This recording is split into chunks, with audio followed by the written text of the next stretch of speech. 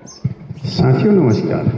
आज आपके सामने एक बहुत ही महत्वपूर्ण विषय, ज्वलंत विषय, चिंताजनक विषय पर चर्चा करने में आपके सामने उपस्थित हूँ। नशा। क्या दुनिया नशे में है?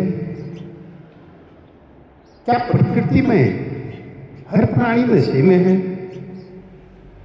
या केवल मानव नशे में है या मैं ही नशे में?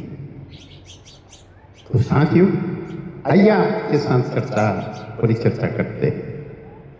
साथियों, जब हम कहते हैं कि दुनिया नशे में है तो हम वास्तव में अपने भ्रम को शब्द दे रहे होते हैं। दुनिया अर्थात प्रकृति, ब्रह्मांड, अस्तित्व न तो पीती है, न बहकती है, न भूलती है, वह बस होती है। नशा स्मृति खोने से नहीं, विवेक खोने से पैदा होता है, और विवेक केवल मानव के पास है। एकमात्र प्राणी मनुष्य ही अपने आप को श्रेष्ठ कहता है, और विवेक केवल मनुष्य के पास होता है। इसलिए नशा भी केवल मानव का है। प्रकृति में कोई महत्वाकांक्षा नहीं है, इसलिए वहां पतन भी नहीं है। जैसे आप देखेंगे, सूरज को श्रेष्ठ बनने की लालसा नहीं, इसलिए वह रोज उगता है। नदी को तेज या धीमे होने का अहंकार नहीं, इसलिए वह बहती है। पेड़ फल देने का श्रेय नहीं मांगता, इसलिए वह जीवन देता है। पक्षी चहकते हैं, उनमें कोई प्रतियोगिता, कोई होड़ नहीं,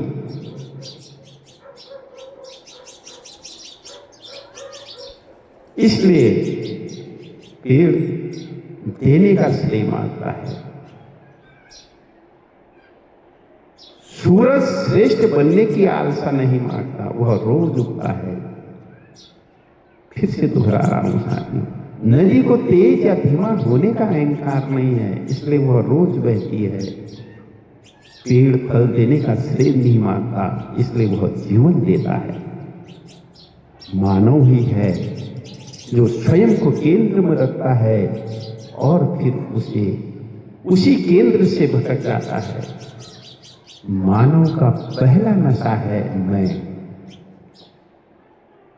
यही मैं धीरे धीरे मेरा बना, फिर हम के नाम पर वे पैदा हो गए, और यहीं से संघर्ष। साथियों, यही से संघर्ष जन्मा। संघर्ष किसका? सत्ता का, धन का, धर्म का, ज्ञान का, तकनीक का। ये सब नशे नहीं थे, ये तो साधन थे। पर जब साधन लक्ष्य बन जाए तो वे नशे में बदल जाते हैं। तो साथियों, बहुत ही महत्वपूर्ण वाक्य है। धन, दौलत, सत्ता, धर्म, ज्ञान, तकनीक ये नशे नहीं थे, क्योंकि ये साधन है लक्ष्य को प्राप्त करने का, साध्य को प्राप्त करने का, ये साधन है। पर जब साधन लक्ष्य बन जाए, अर्थात सत्ता ही लक्ष्य बन जाए, धन ही लक्ष्य बन जाए, धर्म ही लक्ष्य बन जाए, ज्ञान और तकनीक ही लक्ष्य बन जाए, तो वे साधन नहीं, वे नशे में बदल जाते हैं। सत्ता सेवा के लिए, पर उसने नियंत्रण का स्वाद रख लिया। धन आवश्यकता के लिए था, पर उसने लालच का रूप ले लिया। धर्म आत्मशुद्धि के लिए था, पर उसने पहचान का हथियार पकड़ लिया। ज्ञान मुक्ति के लिए था, पर वो अहंकार बन बैठा। और तकनीक जो समय बचाने आई थी उसने मनुष्य से समय ही छीन लिया। सबसे सूक्ष्म नशा दिखाई नहीं देता, वह है नैतिकता, आत्मसंतोष का नशा। मैं गलत नहीं हूं, मैं गलत नहीं हूं, गलत तो दूसरा हो सकता है, मैं अकेला क्या कर सकता हूं, मेरा ही क्या बिगड़ेगा, सब ऐसा ही करते हैं। ये वाक्य नहीं है साथियों। क्या फर्क पड़ता है, सब ऐसा ही करते हैं, ये वाक्य नहीं, ये नशे की खुराक है। दार्शनिक रूप से देखें तो मानव नशे में ही है, मानव नशे में नहीं है, वह भ्रम है।